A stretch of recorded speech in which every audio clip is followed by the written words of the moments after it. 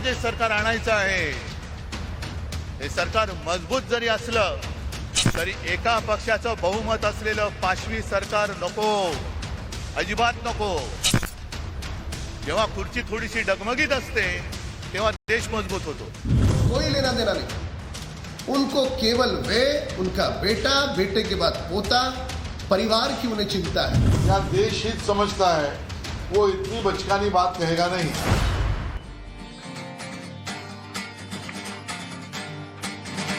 तेरी घुर्राहट जिनकी दहाड़ है, तू जर्रा जर्रा तू पहाड़ है।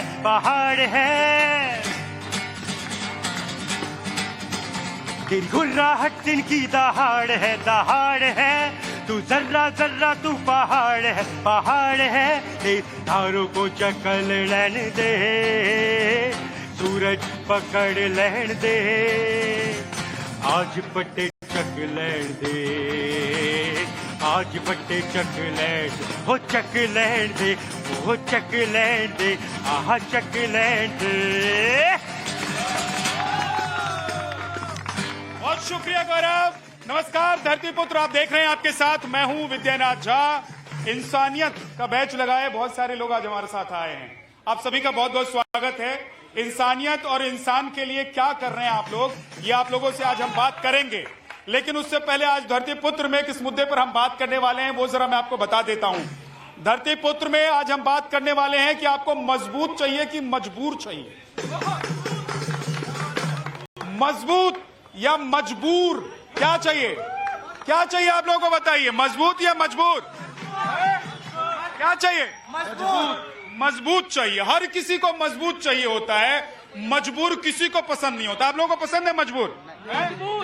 मजबूत पसंद है, जो काम आज दिशा देश का नेतृत्व है मजबूत हाथों में, तो ठीक है। तो सबको मजबूती चाहिए, मजबूर किसी को तो नहीं चाहिए। चाहिए तो बता दो, हाथ हाथ उठा लो। चाहिए मजबूत चाहिए, मजबूत चाहिए। तो मजबूत कैसे हो और क्या हो, बात क्या कर रहा हूं ये तो बता दूं पहले, समझ में ही नहीं आएगा नहीं तो मजबूत और मजबूर में। उद्धव ठाकरे जी ने कहा कि भाई साहब शासन पर जो भी हो उसकी कुर्सी हिलती रहनी चाहिए तो देश मजबूत रहता है। अब कुर्सी हिलेगी तो देश कैसे मजबूत होगा, यह फॉर्मूला मुझे समझ में नहीं आया।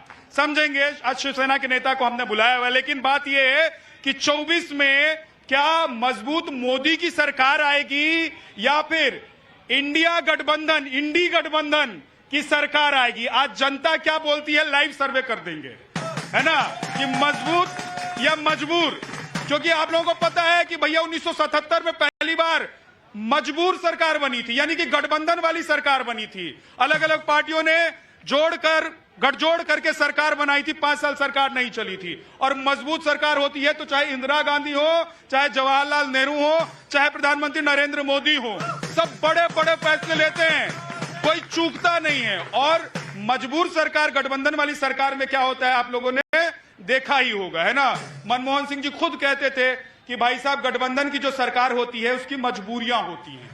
अब वो मजबूरियां क्या होती हैं? 2G होती है, कॉमनवेल्थ गेम वाली होती है, भ्रष्टाचार वाली होती है, या आप कोई फैसला ले रहे हैं, महिला आरक्षण पर आपको फैसला लेना है तो नहीं ले सकते हैं, 370 पर फैसला लेना है तो नहीं ले सकते हैं। तो ये सब मजबूरियां होती हैं। आज इसी पर हम आप लोगों से बात करेंगे और आप लोगों से पूछेंगे कि भाई आप लोग क्या चाहते हैं, 24 में किसकी सरकार चाहते हैं, मजबूत सरकार, मजबूर सरकार? बिल्कुल मजबूत सरकार होनी चाहिए। एक बात हम कहेंगे कि कोई भी इंडिया गठबंधन हो या एनडीए गठबंधन हो, जो चुनावी घोषणा पत्र लेके आएगी उस चुनाव के घोषणा पत्र को पूरा करनी चाहिए और देश का जो मान सम्मान आज ऊंचा हुआ है उसको बनाए रखना चाहिए। यही शुभकामना के साथ। हाँ, एकदम बढ़िया भाषण दे दिया इन्होंने। देखने में ऐसे लग रहे थे, एकदम सौम्य स्वभाव के व्यक्ति लग रहे थे, लेकिन जब बोले तो अंदर से फूट पड़े। ऐसा लगा कि जो अंदर था सब निकल गया। आपका क्या नाम है? दीपक। दीपक, क्या लग रहा है कि 24 में दीपक किसकी जलेगी? मोदी जी आएंगे। मोदी जी आएंगे, बिल्कुल आएंगे। मोदी जी का दीपक जल जाएगा, बिल्कुल। तो मजबूत सरकार, यहाँ तो गठबंधन के बावजूद पूर्ण बहुमत की सरकार हो जाएगी। गठबंधन टूटेगा, हाँ, वो सबको पता है, आपको भी पता है। आप अपने दिल पे हाथ रख के बताइए किसकी सरकार आएगी, वो अच्छे के आपको भी पता है। मेरे दिल से कैसे पता लगेगा कि सरकार किसकी बन जाएगी? वो सबके दिल बता रहे हैं, लेकिन कुछ बोल रहे हैं ना ऊपर से। दिल पर हाथ रख के अगर पता लग जाता तो चुनाव क्यों कराते? मैं यही धरतीपुत्र में खड़ा होकर दिल पर हाथ रख के बता देता कि सरकार किसकी बन रही है ना। आप लोगों से इंसानियत की बात करेंगे, लेकिन जरा चुनाव की भी कर लेते हैं। क्या लग रहा है कि मजबूत की मजबूर सरकार बनेगी? मजबूत सरकार बनेगी जी। तो कौन मजबूत सरकार बनाएगा? मजबूत सरकार तो अभी जो प्रेजेंट के अंदर चल रहे हैं और जो जमीनी स्तर पर काम कर रहे हैं और जो समाज और संसार सभी देख पा रहा है उस चीज को, तो वो है हम मोदी जी को देख रहे हैं उसके अंदर, जो हमारे पूजनीय मोदी जी हैं। जो मजबूत मोदी जी को देख रहे हैं। आप किसको देख रहे हैं? उनसे बढ़िया कोई नेता है तो आप मुझे बताइए। अगर कोई है तो मैं उस चीज के लिए एग्री हूं कि अगर आप बता दीजिए कि उनकी टक्कर लेने के लिए पूरे हिंदुस्तान में, पूरे वर्ल्ड में कोई है तो बताइए। मजबूत है मोदी जी और मोदी जी की सरकार। अरे उनसे कितना मजबूत चाहोगे? उधम मचा रखा है, अच्छे अच्छे को हिला रखा है, और कितना मजबूत चाहोगे? और कितना मजबूत चाहोगे? जरा इधर भी देख लेते हैं कितना मजबूत चाह रहे हैं आप लोग। कितना मजबूत चाहिए? बहुत मजबूत चाहिए। कितना? कितना? बहुत, जितना फेविकॉल के जोड़ वाला मजबूत चाहिए क्या? योगी जी, हाँ, मोदी जी और योगी जी हमें चाहिए, और हम किसी को पसंद नहीं करते। ये सच्चे हैं, नेक है, भले हम मजबूत हैं। ठीक है, लेकिन इंडिया गठबंधन में भी तो मजबूती है। बहुत सारे दल जो है आपस में जुड़े हुए हैं। अब उन्होंने फेविकॉल का जोड़ लगाया कि नहीं लगाया, ये तो पता करना पड़ेगा। क्या लग रहा है कि इंडिया गठबंधन मजबूत है कि नहीं है? एकदम मजबूत है। एकदम मजबूत है। देखो एकदम हेलमेट लेकर कहां से आ रहे हैं? यूपी से। यूपी से सीधे भागे भागे दिल्ली आ गए हैं। क्या इंडिया गठबंधन मजबूत नहीं है? नहीं, है? मोदी सरकार होगी बस। मोदी सरकार होगी। जरा मेहमानों से आपको मिलवा देता हूं। अनुजा कपूर प्रवक्ता बीजेपी से हमारे साथ हैं। हमारे साथ डॉक्टर सांत्वना श्रीकांत ही हैं, सोशल एक्टिविस्ट। करण वर्मा पॉलिटिकल एनालिस्ट हमारे साथ हैं। चंद्रमोहन शर्मा हमारे साथ आ जाएंगे थोड़ी ही देर में। संजय गुप्ता जी हमारे साथ शिवसेना से हैं और राहुल लाल जी हमारे साथ। संजय जी, मजबूत सरकार और मजबूर सरकार, तो गठबंधन वाली सरकार मजबूत होती है कि जिसको पूर्ण बहुमत मिले वो मजबूत होती है? देखिए, सरकार सरकार होती है, वो चाहे गठबंधन की हो चाहे पूर्ण बहुमत की हो। 96 से लेके 2003 तक अटल जी ने जो 6.5 साल सरकार चलाई, क्या वो मजबूत सरकार नहीं थी? ये हमारे देश, तो मतलब उद्धव जी लोगों को बरगला रहे हैं? नहीं, देखिए, उनका कहने का तात्पर्य ये है कि जिस तरह से हमारे देश के संघीय ढांचे में एक मजबूत सरकार का प्रावधान है, ठीक इसी तरह से एक मजबूत विपक्ष का भी प्रावधान है। अगर विपक्ष मजबूत नहीं होगा तो लोकतांत्रिक व्यवस्था कैसे रहेगी? तो मतलब महाराष्ट्र में अगर शिवसेना सिंगल मेजोरिटी में आ जाए तो मजबूत सरकार नहीं होगी? तो मजबूत सरकार होगी, क्यों नहीं होगी? शिवसेना, उद्धव जी क्या कह रहे हैं? उद्धव जी जो कहते हैं वो शिवसेना के नेताओं को समझ में आता है क्या? बाकी लोगों नहीं समझ पाते। नहीं तो क्या मतलब, क्या सुनना चाहते हैं आप? अगर मैं सुनना चाहता हूं कि उद्धव जी ने कहा कि सत्ता में बैठा हुआ जो व्यक्ति हो उसकी कुर्सी हिलती रहनी चाहिए, तभी सरकार मजबूत होती है, देश के लिए काम करती है। उसको ऐसा लगना चाहिए कि मजबूत विपक्ष भी है पीछे, ताकि उसकी कमियों को उजागर किया जा सके और सरकार सही से काम कर सके। सरकार सही से कैसे काम करती है जब गठबंधन की सरकार होती है? गठबंधन में होने ना होने से कोई फर्क नहीं पड़ता। गठबंधन तो फिर उद्धव जी, अरे भाई कमाल की बात करें, कंफ्यूज हैं आप या जनता को कंफ्यूज करना चाहते हैं? मैं क्यों कंफ्यूज हूँ? कंफ्यूज आप हो रहे हो। सरकार सरकार होती है। मैं तो सच में कंफ्यूज हो रहा हूं कि वो कहना क्या चाहते हैं, कि गठबंधन वाली सरकार मजबूत है या मेजोरिटी वाली सरकार मजबूत है? ये एक फिल्म थी शोले, और उस फिल्म में एक किरदार थी मौसी, और उसको समझाने की बहुत कोशिश की वीरू ने, मगर उसकी समझ में नहीं आई। लेकिन जब वीरू क्या क्या समझा रहे थे ये भी बता पाएंगे क्या जनता को? मूवी देखी है? कमाल की बात। ऐसे ही समझाना चाहते हैं आप? ऐसे ही समझाना चाहते हैं? उसी बात को नहीं, पहले अमिताभ बच्चन ने जिस तरह से उसको बात को समझाया तब समझ में नहीं आई, लेकिन जब वीरू ने उसी बात को समझाया तो मौसी भी समझ गई और बसंती भी समझ गई। उद्धव जी पे भाई एक पंक्ति याद आ रही, उद्धव जी बड़ा ज्ञान दे रहे हैं। तुम्हारे पांव के नीचे कोई जमीन नहीं, कमाल तो ये है कि तुम्हें फिर भी यकीन नहीं। ये वो है, देखिए कुछ होते हैं ना आशिकी में धोखा खाए हुए, वैसे ही उद्धव जी धोखा खूब खाए हुए हैं। तो वो कह रहे हैं मुझ जैसा खुददार कौन जो मुझसे कोई लूट सके। ये भी मूवी का नाम है, खुददार। मैं तो पहले ही सब लुटा के बैठा हुआ हूँ, मुझसे क्या लूटेगा जमाना। ये हालत है उद्धव ठाकरे जी की। बात एक सीधी सी है विद्यानाथ जी, आपने लोगों से भी पूछ लिया, आएंगे तो मोदी जी ही, जो करना है कर लो, घोड़े खोल लो, ये सब आपस ही में लड़े हुए हैं। अभी अभी आप तो होके आए मध्य प्रदेश से, कमलनाथ क्या कह रहे हैं? दिग्विजय सिंह के जाकर कपड़े फाड़ो तुम लोग, बताओ। उधर पायलट और गहलोत आपस में क्या कर रहे हैं? उधर आम आदमी पार्टी ने पंजाब में गिरफ्तार कर लिया इनके सुखपाल खेड़ा को। ये आपसी में एक दूसरे का सर फोड़ ले, देश क्या चलाएंगे भाई? देश माफ कर दो, आपसी को संभाल लो, तुम लोग अपना घर ही देख लो।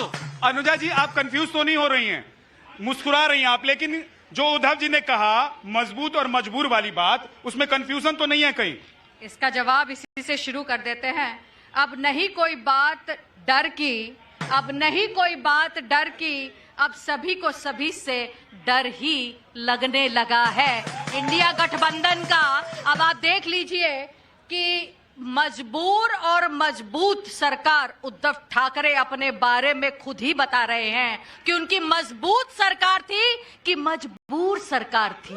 एनसीपी और कांग्रेस के साथ गठबंधन करके बात करने लगे और आज अरविंद केजरीवाल को भी कहते हैं बहुत बढ़िया है, जो कल को उसको राखी सावंत कहा करते थे। अब आप देखिए कि अरविंद केजरीवाल भी कहते हैं उद्धव ठाकरे जी आ जाइए, ये इंडिया गठबंधन है, मजबूरी है, करना पड़ेगा क्योंकि जरूरी है।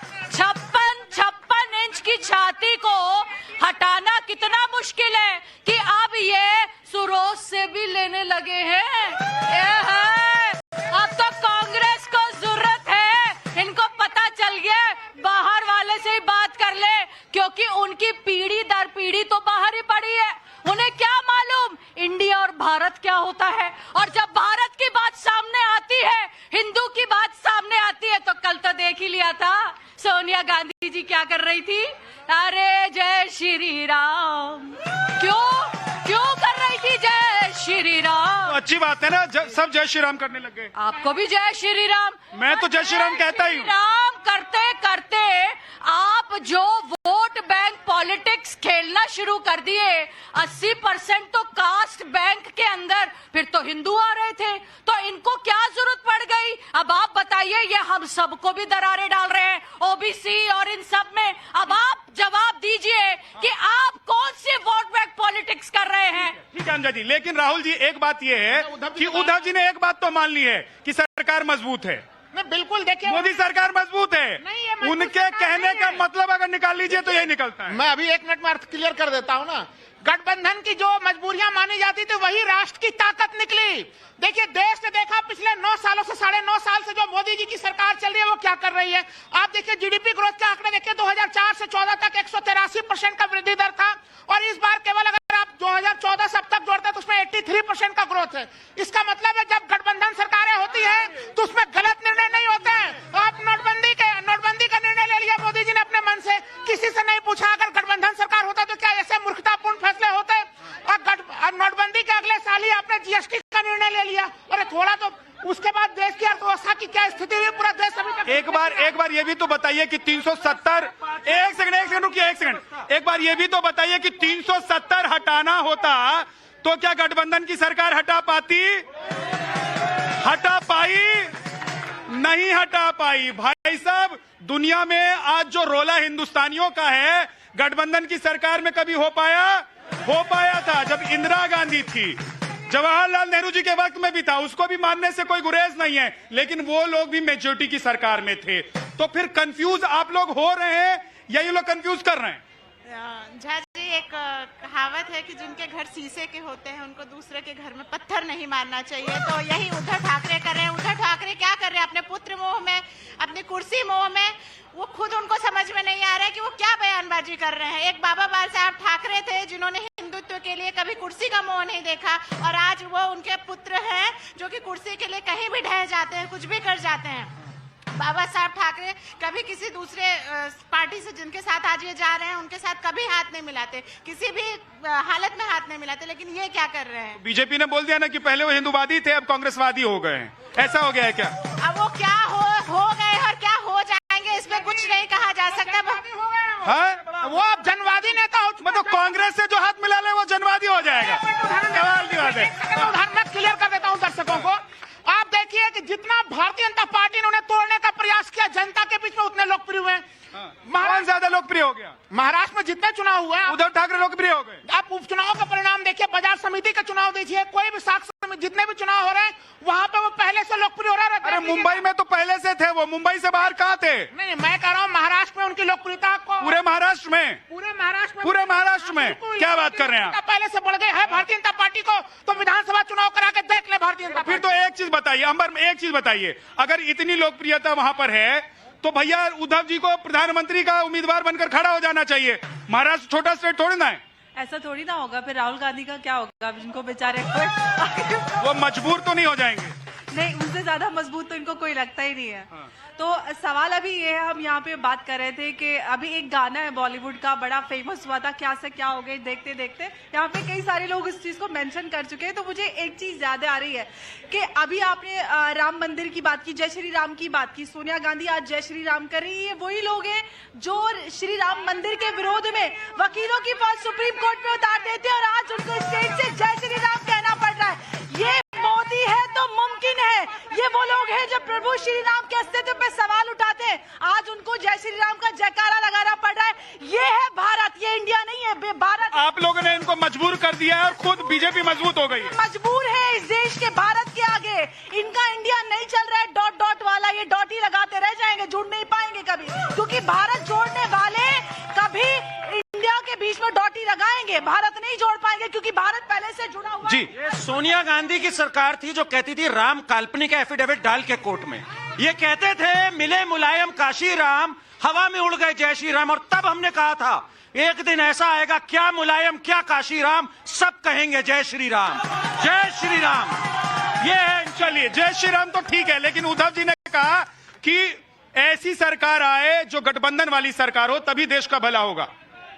देखिए, मजबूत या मजबूर सरकार आपका टाइटल है। एक मजबूत सरकार वो जिसको 56 इंच की मेरी बहन बोल रही थी, और 56 इंच की सरकार के अंदर आटा महंगा, तेल महंगा, बचपन महंगा, कफन महंगा, और मजबूत सरकार। एक मजबूत सरकार वो जो रोजगार देने में नाकाम रही, मजबूत सरकार। और आड़ किसकी ली जाती है? राम की। उसी राम की राज्य की प्रजा के अंदर प्रजा खुशहाल थी, राजा खुशहाल था, और इसकी प्रजा के अंदर प्रजा बेरोजगार है, महंगाई की मार है, और हालात कहां चले जाते हैं? राम के पास। और एक और बात आती है, जिस प्रधानमंत्री को मजबूर कहा जाता था मनमोहन सिंह, उसी मजबूर प्रधानमंत्री की मजबूत नीतियों को 10 साल तक लगातार उजागर करते रहे, उसी नीतियों को लागू करते रहे। मनमोहन जी की सरकार क्यों गई? मनमोहन सिंह की सरकार 10 साल कार्य करके गई। क्यों गई? और 10 साल की विरासत के अंदर क्यों गई? ये बताए ना भाजपा क्यों गई? मैं आपसे पूछ रहा हूँ। भाजपा बताए। आप कांग्रेस के नेता, आप नहीं बता पाएंगे। आप बताओ, मैं देता हूँ जवाब। मैं तो पूछ रहा हूँ कि आप मनमोहन जी की सरकार क्यों चली? आप बताइए, मैं जवाब दे दूंगा। क्या आरोप लगते थे मनमोहन जी की सरकार? उस आरोप का एक भी 10 साल में सिद्ध कर पाई भाजपा सरकार? क्या कारण था? 10 साल। मनमोहन सिंह जी को अभी आपने रिसेंटली पार्लियामेंट में बुलाया, वो कितने बीमार थे, कहाँ बिठाया उन्हें? और इतनी रात में आप उनको बिठाकर व्हील चेयर में पीछे बिठा के रखे। पीवी नरसिम्हा राव जी का क्या हाल किया था? जेल सिंह जो प्रेसिडेंट थे इनके, उनका क्या हाल किया था? बात करने पर आते हो आप बताइए। आज बात करने की बात कांग्रेस कहती है।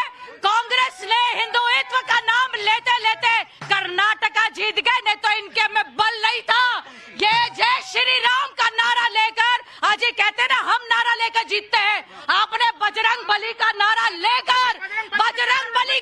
लेकर आप लोग जीते हैं। ठीक है, अब रुक जाइए जरा, इंसानियत की बात कर लेते हैं। कुछ लोग देखिए इंसानियत का बैच लगा कर आए। क्यों आप लोग ये बैच लगा कर घूमते हैं? किसी की मुस्कुराहटों पे हो निसार, किसी का दर्द मिल सके तो लो उधार, किसी के वास्ते हो तेरे दिल में प्यार, जीना इसी का नाम है।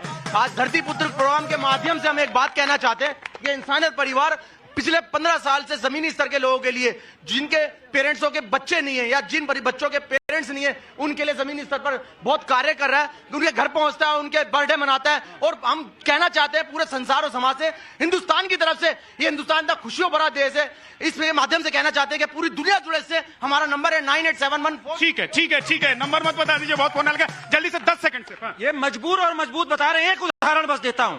26/11 जब हुआ, हमारे एयर चीफ BS धनोआ ने कहा हम तैयार है पाकिस्तान पे हमला करने के लिए, मजबूर मनमोहन सिंह बैठ गए। ठीक है, चलिए बहुत बहुत शुक्रिया। अब आप लोग तय कर लीजिए कि मजबूत चाहिए आप लोगों को कि मजबूर चाहिए, मजबूत या मजबूर, आप लोग तय कर लीजिए। धरती पुत्र में आज इतना ही। आप देखते रहिए टाइम्स ऑफ भारत।